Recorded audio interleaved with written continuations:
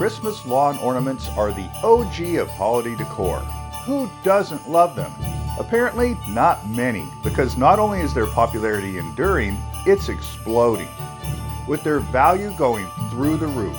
So it's out to the shed and up to the attic. Time to bust out the blow molds. Collector Guide. These plastic figures are as much a part of the holidays as trees, lights, and family get-togethers. They're called blow molds because these hard plastic figures were made in, you guessed it, a mold. Holiday-themed blow molds first came about in the 1940s. They were small tabletop versions similar to this. It wasn't until the 1950s that large plastic lawn ornaments became popular, when a sculptor named Donald Featherstone, who worked for Union Products, created the iconic pink flamingo. So in celebration of this holiday tradition, we're going to take you to one of the best holiday displays in the country, one full of blow molds. The person responsible for this amazing award-winning display? I'm Jordan Maywald. This young man. And I collect blow molds. The Maywald Christmas display is a must-see if you're in the Austin area.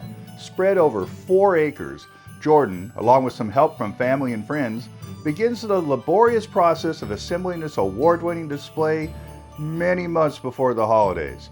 A process he started when he was very young.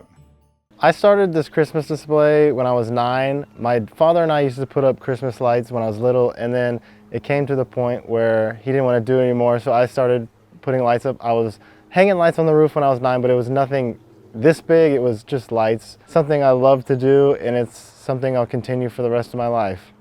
This massive display consists of both vintage and homemade decorations, but it's the large collection of blow molds that catches your eye.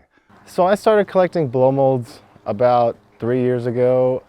Before that we had like 1 or 2, and the year I started collecting, I think we grew the collection to over 100. That was the prime time to start collecting because they were popular, but they weren't that popular then, and the prices were down on them, but I was buying them like crazy, and it just exploded. Then it was always this, can I find that one? That one's rare, I want the rare one. You're always on the hunt until you actually find it. It's a difficult hunt, especially now that they're very popular.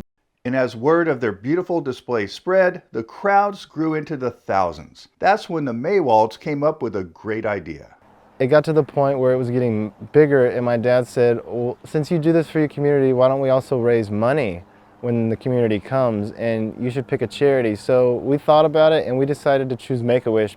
And meeting these kids, it's like the best thing in the world. There's nothing like it. It's amazing, because actually the first year we raised only $250 for Make-A-Wish, and then last year was just over $40,000. So in total we've raised over $117,000 and granted 17 wishes.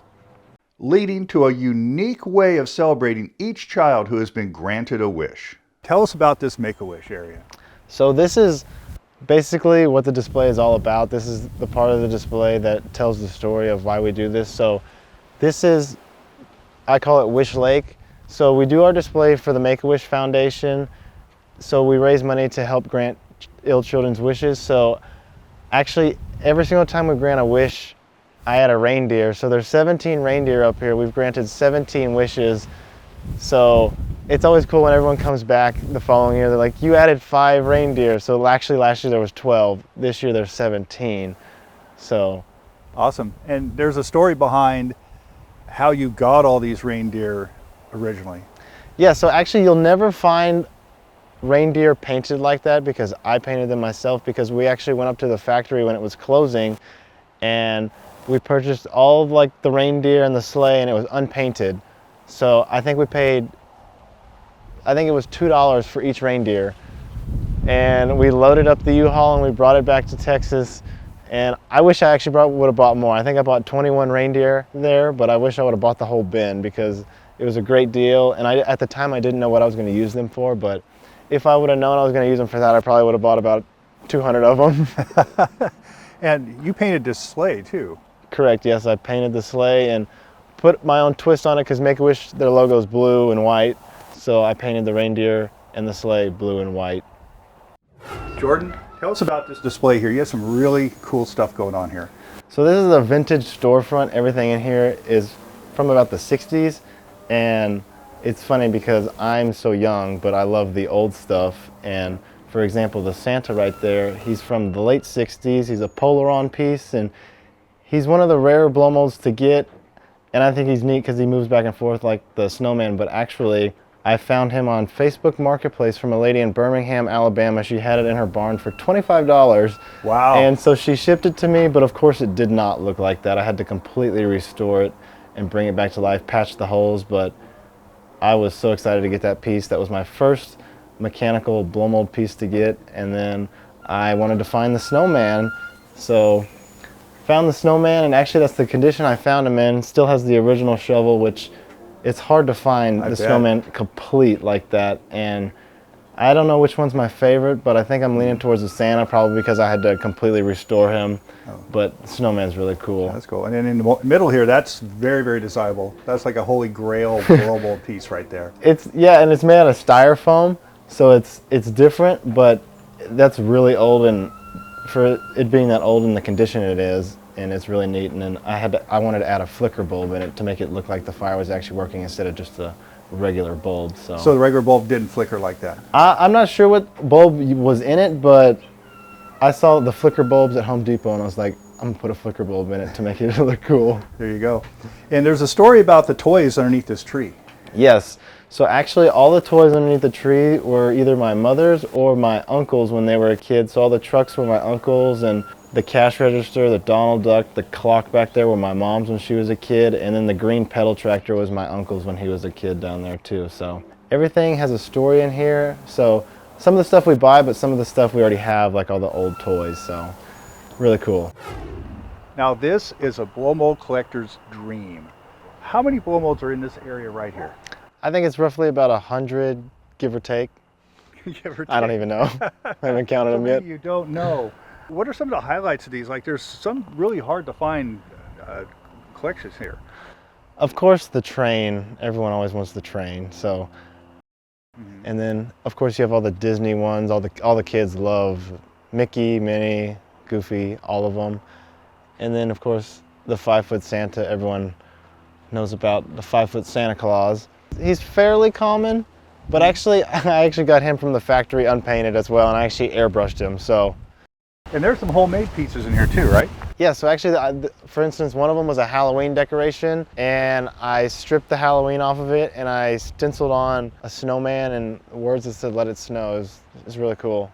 And you have a lot of choir members over here. You have two sets. You have the big choir, and you have the smaller ones over here. Tell us a little bit about that. So the little choir, I think I collected the whole set in 1 year. When we went to the factory and it was closing, all they had was the choir heads. So I think I got 10 choir heads, and I said maybe one day I'm just gonna give them all, paint them differently if I actually find the whole choir. And then the lady I get a lot of my blow molds from actually had, I think it was roughly 10 choir people without heads. So it was the weirdest thing. So she basically gave them to me for free because they were worthless to her because you can't sell anything without a head. And it's just weird how things work out like that. Right. So where did you get all these? So I got them literally all over the state of Texas. Some of them came from other states. When we went on a road trip to Norfolk, Virginia when the factory was closing, so we bought them there, the unpainted ones, and then as we were driving back we found some more along the way, but mostly around this area. I would find most of them on Facebook Marketplace and take many road trips. So if you had to pick your 5 favorite and we'll go the whole yard, your 5 favorite blow molds out of all your collection, what would they be? The train, of course. Probably Goofy, because he's harder to find. The church. One of the wreaths on the front porch, because those are really neat. And then probably the Frosty the Snowman we had, which was our first blow mold ever. And what advice does Jordan have for new collectors? Take your time collecting them. You don't have to have them all at one time because it takes time, and some of these items can cost a lot of money and you might find a deal every now and then. So just take your time. Who knows, you might just go buy a garage sale and see that one piece you were missing. It's a thrill collecting them, and it's always exciting when you find something when you least expect it. So just take your time and enjoy the hobby. Earlier we said this was an award-winning display. So which award did it win? Well, it won one of the biggest of them all. It won ABC's The Great Christmas Light Fight. And he even let me hold the trophy. A holiday display with a heart, featuring decor both large and small, turning thousands of visitors into life-changing wishes for children with critical illness. If you would like to support Make-A-Wish, go to their website, wish.org. Thanks for watching, Collector Guys. Hit that subscribe button and always remember, surround yourself with what you love.